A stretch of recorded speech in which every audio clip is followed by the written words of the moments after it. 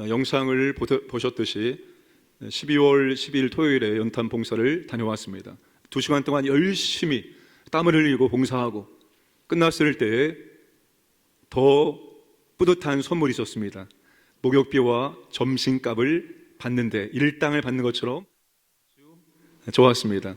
그걸 가지고 가족과 함께 식사하며 교제했습니다. 여러분, 내년에는 꼭 가족 단위로 많이 참석해 주시기 바랍니다. 자녀와 함께 우리가 공유할 수 있는 것을 최대한 많이 공유해서 하나님의 은혜와 사랑이 자녀들에게 흘러갈 수 있도록 만들어 가시기를 주님의 이름으로 축복합니다. 야고보 사도는 행함이 없는 죽은 믿음에 대해서 설명한 다음에 살아있는 믿음의 주인공 두 사람을 소개합니다. 아브라함과 기생 라합입니다. 아브라함을 살아있는 믿음의 주인공으로 제시하는 것은 너무나도 당연하고 이상하지가 않습니다. 아브라함은 이스라엘 민족의 조상이면서 동시에 믿음의 조상이기 때문입니다. 아브라함은 유대인들이 가장 존경하는 인물이기 때문입니다. 그러나 기생 라합은 아브라함과 정반대의 배경을 가진 사람입니다. 이방인이고 여자이고 그의 직업은 기생입니다. 유대인들이 경멸하는 직업입니다. 야고보 사도가 두 사람을 살아있는 믿음의 주인공으로 제시한 것처럼 히브리서 기자 역시 아브라함과 함께 희생 라합을 믿음의 선진들의 대열에 올려놓고 있습니다. 히브리서 11장 31절, 믿음으로 기생 라합은 정탐꾼을 평안히 영접하였으므로 순종하지 아니한 자와 함께 멸망하지 아니하였도다. 사랑하는 성도 여러분, 왜 야고보 사도는 정반대의 배경을 가진 두 사람을 살아있는 믿음의 주인공으로 제시할까요? 하나님은 다른 것을 보지 않고 오직 한 가지, 우리의 믿음을 보시기 때문입니다. 하나님은 혈통, 성별, 신분, 업적, 외모, 이런 인간의 배경과 조건을 보지 않습니다. 그러나 하나님은 한 가지는 보십니다. 그것이 무엇인가 하면 하나님은 우리의 믿음을 자세하게 보신다는 겁니다. 우리가 어떤 믿음을 갖고 있는지, 어떤 믿음으로 살고 있는지, 어떤 믿음으로 신앙생활하고 있는지 그 믿음만큼은 하나님께서 자세하게 들여다 보신다는 것입니다. 히브리서 기자는 믿음이 없이는 하나님을 기쁘시게 할 수 없다라고 말했습니다. 하나님이 기뻐하시는 믿음을 소유하시기를 축복합니다. 하나님이 기뻐하시는 믿음은 살아있는 믿음입니다. 그 살아있는 믿음이 우리의 삶을 통해서 나타나는 그 믿음을 하나님이 기뻐하십니다. 야고보 사도가 살아있는 믿음의 주인공으로 제시한 아브라함과 기생 라합의 믿음이 어떤 믿음인지 함께 말씀을 살펴보겠습니다. 첫 번째, 아브라함의 살아있는 믿음은 최고의 사랑을 하나님께 드린 믿음입니다. 21절 보시면 우리 조상 아브라함이 그 아들 이삭을 제단에 바칠 때라고 말하고 있습니다. 아브라함이 75세 때 하나님께서 후손에 대한 약속을 주셨습니다. 하나님께서 아브라함을 통해서 큰 민족을 이루시겠다고 약속을 하셨습니다. 그 약속은 25년 후에 아들이 태어남으로 이루어지기 시작했습니다. 그러니까 하나님의 인간적인 소망이 끊어졌을 때 더 이상 자연적인 방법, 인간적인 방법으로 아기를 가질 수 없을 때 아브라함이 100세, 사라가 90이 되었을 때 이삭을 주셨습니다. 25년을 기다리고 100세에 얻은 아들, 눈에 넣어도 아프지 않을 정도로 아브라함은 끔찍하게 사랑을 했을 것입니다. 100세에 얻은 아들, 이제 남은 인생의, 아브라함의 남은 인생의 첫 번째이고 전부였을 것입니다. 그런데 하나님께서 아브라함의 믿음을 테스트하기 위해서 그 아들 독자를 번제로 바치라고 명령을 하십니다. 말도 안 되는 하나님의 요구였고 이해할 수 없는 하나님의 명령이었습니다. 그런데 아브라함은 묻지도 않고 따지지도 않고 싫은 기색을 보이지 않고 그 말씀에 그대로 순종하였습니다. 창세기 22장 1절에서 3절입니다. 그 일 후에 하나님이 아브라함을 시험하시려고 그를 부르시되 아브라함아 하시니 그가 이르되 내가 여기 있나이다. 여호와께서 이르시되 내 아들 내 사랑하는 독자 이삭을 데리고 모리아 땅으로 가서 내가 내게 일러준 한 산 거기서 그를 번제로 드리라. 아브라함이 아침에 일찍이 일어나 나귀 한 장을 지우고 두 종과 그 아들 이삭을 데리고 번제에 쓸 나무를 쪼개어 가지고 떠나 하나님이 자기에게 일러주신 곳으로 가더니, 사랑하는 여러분, 하나님께서 지금 여러분의 상황에서 말도 안 되는 것을 요구하신다면 어떻게 반응하시겠습니까? 하나님 참 너무하시네요. 누구보다도 지금 현재 내 삶을 정확히 알고 계시는데 어떻게 저한테 그런 것을 명령하십니까? 요구하십니까? 하나님, 도저히 제가 이해할 수 없습니다. 제 믿음으로는, 제 머리로는 이해할 수 없지만 하나님이 말씀하시면, 하나님이 원하신다면 제가 순종하겠습니다. 아브라함에게 요구한 하나님의 시험이 순종하기 어렵고 가혹한 이유는 아브라함의 인생의 모든 것, 전부라고 할 수 있는 사랑하는 아들, 그 독자를 드려야 하기 때문입니다. 그것도 죽음의 자리에 내어드려야 하기 때문입니다. 바로 이 시험에서 우리는 아브라함의 살아있는 믿음을 엿볼 수가 있습니다. 아브라함은 하나님의 명령에 순종하여 그의 인생의 모든 것이 되는 사랑하는 아들을, 독자를 하나님께 번제로 드립니다. 아브라함의 살아있는 믿음은 그의 인생의 첫 번째를, 가장 귀한 것을, 가장 사랑하는 것을 하나님 앞에 기꺼이 내려놓을 수 있는 믿음입니다. 자신이 가장 사랑하는 그것을 하나님께 드릴 수 있는 믿음입니다.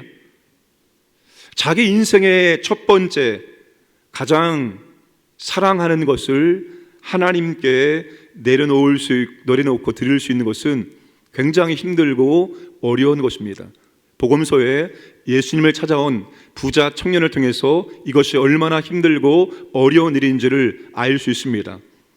하루는 부자 청년이 예수님을 찾아왔습니다. 이 청년은 영생에 대해서, 내세에 대해서 큰 관심을 가지고 있는 청년이었습니다. 예수님, 어떻게 하면 영생을 얻을 수 있습니까? 물어보았습니다.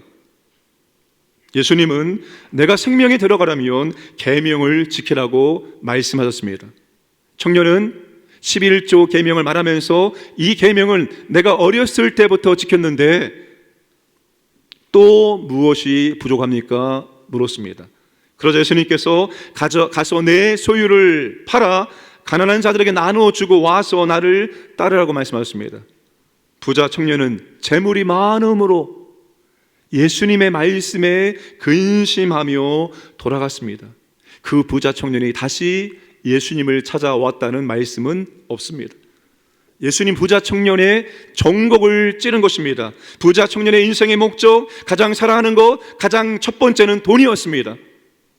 예수님 부자 청년에게 돈을 내려놓으라고 말씀을 하신 것입니다. 내가 가장 사랑하는 것, 너의 인생의 전부, 그것을 내려놓고 나한테 줄 수 있을 때만이 네가 진정한 나의 제자가 되어지고 내가 영생에 들어갈 수 있다라고 말씀을 하신 것입니다. 사랑하는 성도 여러분, 오늘 우리는 어떻습니까? 가장 사랑하는 것을 하나님께서 내려놓으라고 말씀하신다면, 가장 사랑하는 것을 하나님께서 달라고 말씀하신다면 어떻게 하시겠습니까? 아브라함이 보여준 살아있는 믿음은 가장 사랑하는 것을 하나님 앞에 내려놓고 또 하나님께 기꺼이 드릴 수 있는 믿음이었다는 사실입니다. 많은 분들이 하나님, 내가 다른 것은 다 드릴 수 있고 내려놓을 수 있지만 이것만큼은 내가 하나님께 드릴 수 없습니다. 이게 내 인생의 전부요, 이게 내 인생의 자존심이기 때문입니다. 내가 이것을 위해서 얼마나 많은 수고와 얼마나 많은 시간을 들였는지 아십니까? 이것만큼은 절대 안 됩니다. 꽉 붙들고 주님께 내려놓지 않는 경우가 있습니다. 주님은 우리에게 가장 사랑하는 것도 받기를 원하십니다. 아브라함이 보여준 믿음이 바로 그런 믿음이었다는 사실입니다. 그렇다면 아브라함이 살아있는 믿음을 보여줄 수 있었던 믿음의 근거가 무엇일까요? 창세기 22장 5절 함께 읽겠습니다. 이에 아브라함이 종들에게 이르되 너희는 나귀와 함께 여기서 기다리라. 내가 아이와 함께 저기 가서 예비하고 우리가 너희에게로 돌아오리라 하고 너희는 여기서 기다려라. 내가 아들과 가서 하나님께 예배를 드리고 우리가 너희에게로 돌아오리라. 아브라함이 종들에게 우리가 함께 다시 돌아오겠다라고 말씀을 하고 있습니다. 히브리서 기자는 아브라함이 이렇게 말할 수 있었던 이유를 밝힙니다. 히브리서 11장 17절, 18절, 19절. 아브라함은 시험을 받을 때 믿음으로 이삭을 드렸으니 그는 약속들을 받은 자로 돼 그 외아들을 드렸느니라. 그에게 이미 말씀하시기를 내 자손이라 칭할 자는 이삭으로 말미암으리라 하셨으니 그가 하나님이 능히 이삭을 죽은 자 가운데서 다시 살리실 줄을 생각한지라. 비유컨대 그를 죽은 자 가운데서 도로 받은 것이니라. 아브라함이 독자 이삭을 하나님께 드릴 때 무엇으로 드렸다고요? 믿음으로 드렸습니다. 어떤 믿음으로 드렸습니까? 하나님께서 이삭을 통해서 자손들을 주시겠다는 약속을 믿는 믿음으로 이삭을 드렸습니다. 그렇다면 이삭을 번제로 드리면 이삭이 죽는다 할지라도 하나님께서 이삭을 다시 살리실 것을 믿었습니다. 이 믿음을 가지고 하나님께 이삭을 드릴 수 있었던 것입니다.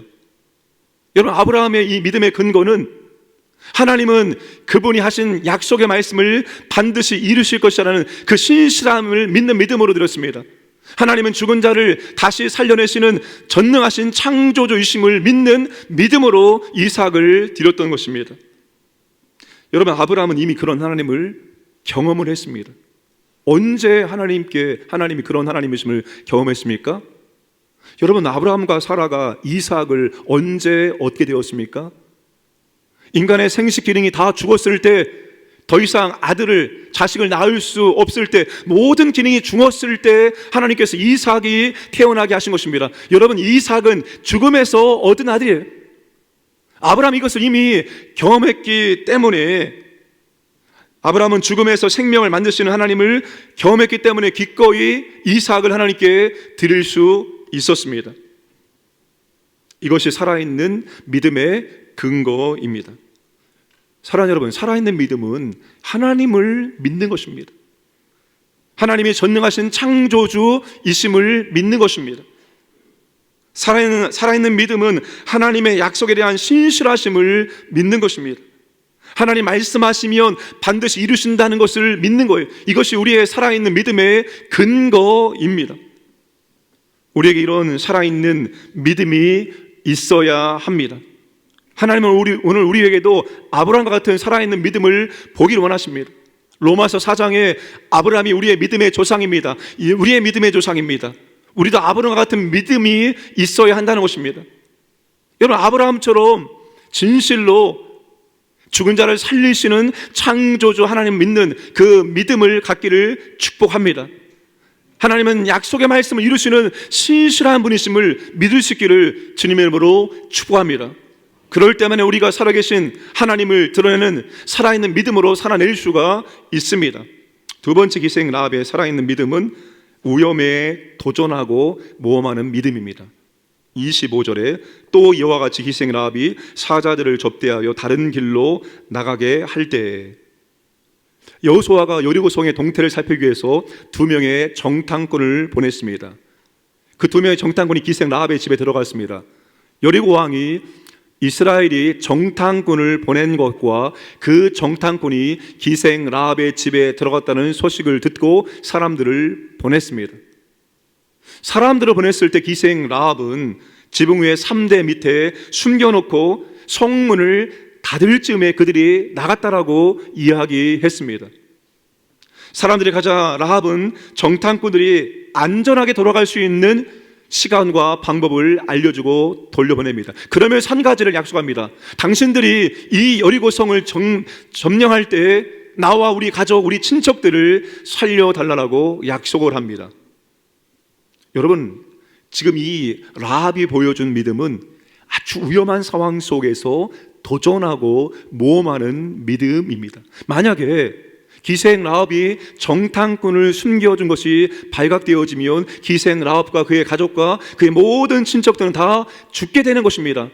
생과 죽음이 왔다 갔다 하는 위험한 상황에서 그는 믿음으로 이렇게 행동을 한 것입니다. 그런데 그 위험한 상황이 하루 이틀로 끝나는 것이 아니죠. 정탐꾼을 숨겨준 그 날부터 몇 달이 지나서 이스라엘 여리고성을 점령할 때까지 위험한 상황 계속해서 지속이 되는 것입니다. 그 중간에 어떤 상황, 어떤 시간에라도 만약에 라합이 숨겨진 것이 발각되어지면 그와 그의 가족, 그의 모든 친척들은 다 죽음을 맞이하게 된다는 것입니다. 이것이 바로 기생 라합이 보여준 살아있는 믿음입니다. 사랑하는 여러분, 지금 우리나라는 안전제일주의가 대세입니다. 어떤 일을 하든지 어떤 직업을 갖든지 안전이 제일이고 안전이 최고입니다. 여러분, 지금은 도전과 모험이라는 이런 말을 해서는 안 되는 시대입니다. 불과 한 10년 전만 해도 교회는 개혁과 혁신과 도전과 모험을 얘기했지만 이제 더 이상 교회에서 도전과 모험을 이야기하는 그런 일들이 잘 없습니다. 지금 무조건 안전이 제일이기 때문입니다. 그런데 안전제일주의가 우리의 신앙생활에서도 그대로 나타나고 있다는 것입니다. 제가 지난 주일에 언급했던 책이죠. 청년들은 왜 교회를 떠나는가?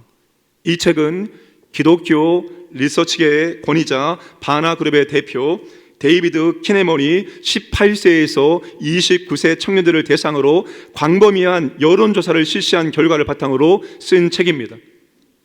미국 교회 청년들이 교회를 떠나는 이유 중에 한 가지 깊이 없는 믿음 때문이라고 했습니다. 그런데 6가지 이유 가운데서 첫 번째 이유가 무엇인지 아십니까? 그 첫 번째 이유는 세상으로부터의 과잉 보호입니다. 그들의 부모들이 세상으로부터 자녀들을 과잉 보호하기 때문에 미국의 청년들이 교회를 떠나고 있다는 거예요. 이게 무슨 말입니까? 우리 세대의 부모를 헬리콥터 부모라고 표현하고 있습니다. 아이들 주위를 항상 맴돌며 모든 위험에서 아이들을 안전하게 지키려 한다는 것입니다. 자녀를 육체적인 위험에서 보호할 뿐만 아니라 모든 종류의 실패나 부정적인 결과로부터 보호하려고 한다는 것입니다. 안전과 보호가 하나의 문화가 되었다는 것입니다. 이것은 곧 위험을 제거한 기독교, 위험을 제거한 신앙생활을 추구하게 만들고 있다는 것입니다. 여러분, 그리스도를 따를 때 우리가 마땅히 감수해야 될 손해와 위험이 있는데도 불구하고 전혀 그런 손해와 위험을 당하지 않도록 하고 있다는 것입니다. 이것은 세상과 교회를 이분법적으로 분리시키는 결과를 초래했다고 말하고 있습니다. 여러분, 우리가 이 세상에서 기독교 신앙을 가지고 산다는 것은 위험과 모험을 선택했다는 것을 의미합니다. 사탄이 잠시 지배하는 세상 가운데서 사탄의 가치와 논리와 방식대로 살지 아니하고 하나님의 가치와 논리와 방식대로 산다는 것은 세상의 사탄이 주는 달콤한 안전과 유익을 포기한다는 선언과 같습니다. 그런데 우리가 사탄이 지배하는 세상에서 믿음의 도전과 모험을 포기하고 안전하게만 살기 원한다면 그것은 코미디입니다. 그렇게 될 수가 없다는 것입니다. 우리 위험한 세상에서 믿음으로 도전하고 모험하고 사는 사람들입니다. 세상에서 믿음 때문에 언제까지 도망치고 숨고 피할 수가 없습니다. 살아있는 믿음이라면 여러분 당당하게 세상의 그 믿음으로 맞설 수 있어야 합니다. 여러분 당당하게 믿음으로 맞서는 저와 여러분 되기를 주님의 이름으로 축복합니다. 라합이 위험한 상황에 도전하고 모험할 수 있었던 이유가 뭘까요? 여호수아 2장 9절과 11절 말씀을 함께 읽겠습니다. 말하되 여호와께서 이 땅을 너희에게 주신 줄을 내가 아노라. 우리가 너희를 심히 두려워하고 이 땅 주민들이 다 너희 앞에서 간담이 녹나니 우리가 듣자 곧 마음이 녹았고 너희로 말미암아 사람이 정신을 잃었나니 너희의 하나님 여호와는 위로는 하늘에서도 아래는 땅에서도 하나님이시니라. 라합은 하나님이 가나안 땅을 이스라엘 백성들에게 주실 것을 믿었습니다. 라합은 하나님이 유일한 참 신이심을 믿었습니다. 사랑하는 여러분, 아브라함이 믿었던 하나님과 기생 라합이 믿었던 하나님이 다릅니까? 아브라함과 기생 라합의 시대는 엄청난 시간의 갭이 있습니다. 그런데 아브라함이 믿은 하나님과 기생 라합이 믿은 하나님은 동일한 하나님입니다. 두 사람의 혈통과 조건과 배경이 다르지만 그들은 동일한 하나님을 믿었습니다. 오늘 우리도 마찬가지입니다. 아브라함과 라합의 시대의 하나님과 우리 시대의 하나님은 동일합니다. 우리는 약속에 신실하시고 참신이시고 전능하신 창조주 하나님을 믿습니다. 우리가 예배 때 신앙 고백합니다. 그 신앙 고백의 3분의 2 이상이 삼위 하나님에 대한 신앙의 고백이라는 사실입니다. 전능하사 천지를 만드신 하나님 아버지를 내가 믿사오며 나는 전능하신 아버지 하나님 천지의 창조주를 믿습니다. 이것이 우리가 매주마다 고백하는 하나님에 대한 신앙의 고백입니다. 시대가 변해도 하나님은 변하지 않습니다. 하나님의 약속의 말씀은 변하지 않습니다. 여러분, 이런 하나님을 믿을 때만이 우리가 위험한 세상 가운데서도 도전하고 모험할 수 있다는 사실입니다. 우리가 이런 하나님 믿지 않다면 우리 위험한 세상 속에서 절대로 믿음의 도전과 믿음의 모험을 할 수가 없습니다. 왜요? 두렵기 때문이죠. 내가 이렇게 하면 내가 살 수 있을까? 그런 두려움 때문에 우리는 절대로 믿음대로 세상 가운데 살 수 없습니다. 하나님을 온전히 믿을 때, 아브라함이 믿은 하나님, 기생 라합이 믿은 하나님, 동일한 하나님을 믿을 때만이 우리가 위험한 세상 가운데서 기독교의 신앙을 지킬 수 있고 우리가 도전하며 믿음을 표현할 수가 있습니다. 사랑하는 여러분, 신앙생활 안전과 안전에 안주하지 마시기를 바랍니다. 너무 안전하게만, 너무 편안하게만 신앙생활 하시려고 하지 마시기 바랍니다. 안주하는 신앙생활을 통해서 얻을 수 있는 것은 거의 없습니다. 우리가 지난 세기업절 식세부터 붕해까지 열흘 동안 저녁에 새벽에 하나님의 말씀을 받았습니다. 여러분, 그런 거 안 하면 얼마나 좋습니까? 직장인들 얼마나 피곤합니까? 새벽을 깨운다는 거 참 힘들고 어려운 일입니다. 하지 않으면 육체의 피곤함 없습니다. 마음의 부담도 없어요. 그런데 그렇게 편안하게만 신앙생활하면 영적으로 얻는 것이 거의 없다는 거예요. 계속 나태하게 신앙생활을 하게 됩니다. 결단할 수 있는 계기가 없으면 나태한 신앙생활을 벗어날 수 없습니다. 우리는 믿음보다 본능에 더 충실한 경향이 있기 때문입니다. 신앙생활은 본능과의 끊임없는 전투입니다. 우리의 본능은 더 안전하게, 더 평안하게, 더 부유하게, 더 쉽게, 이게 우리의 본능입니다. 근데 신앙생활은 그렇게 해서는 절대로 하나님이 기뻐하시는 살아있는 믿음의 삶을 살아낼 수가 없습니다. 그런 것들과 그런 본능과 싸울 때만이 우리가 하나님 기뻐하시는 살아있는 믿음으로 이 세상 가운데서 누군가에게 도전을 주고 누군가에게 인생을 바꿀 수 있는 메시지를 증거할 수 있기 때문입니다. 간증은 어느 날 하늘에서 뚝 떨어지는 것이 절대로 아닙니다. 섬김에 대한 간증을 하길 원합니까? 섬김의 현장에서 섬길 때 하나님께 섬김의 간증을 만들어 주신 겁니다. 기도 응답에 대한 간증을 원하십니까? 새벽을 깨우고 주 앞에 엎드려 기도할 때 주님이 기도 응답의 간증을 주시는 것입니다. 말씀에 대한 간증 마찬가지입니다. 우리가 말씀에 순종하는 삶을 살아갈 때 하나님이 그 말씀의 진리임을 보여주는 말씀의 간증을 우리 가운데 허락해 주시는 거예요. 아무것도 하지 않는데 하나님께서 우리에게 이런저런 간증을 주시는 것이 아닙니다. 편안하게 안주하는 신앙 생활 가운데는 거의 간증이 없습니다. 게으름, 나태, 편안, 안전에 머물고자 하는 본능과의 싸움을 싸워 나갈 때 하나님께서 그 가운데 우리에게 이런 작은, 이런 저런 간증을 만들어 주시는 것입니다. 여러분, 간증이 우리 교회의 문화 되기를 원합니다. 오늘 칼럼의 제목입니다. 간증이 있다는 게 뭐예요? 내가 일상의 삶 가운데서 믿음으로 살아내고자 하는 것이고 하나님 말씀대로 순종하고자 하는 그런 믿음이 있기 때문에 하나님께서 우리에게 간증을 만들어 주시는 것입니다. 양육훈련 수료 간증, 하루 종일 피곤하게 일하고 왔음에도 불구하고 저녁에 피곤한 몸을 이끌고 와서 그 자리를 지킬 때 하나님께서 우리에게 간증을 만들어 주시는 거예요. 은혜를 만들어 주시는 것입니다. 사랑하는 여러분, 쉽고 편안하게 안주하려는 본능과 맞서 싸우심으로 살아있는 믿음을 보여주시기를 주님의 이름으로 축복합니다.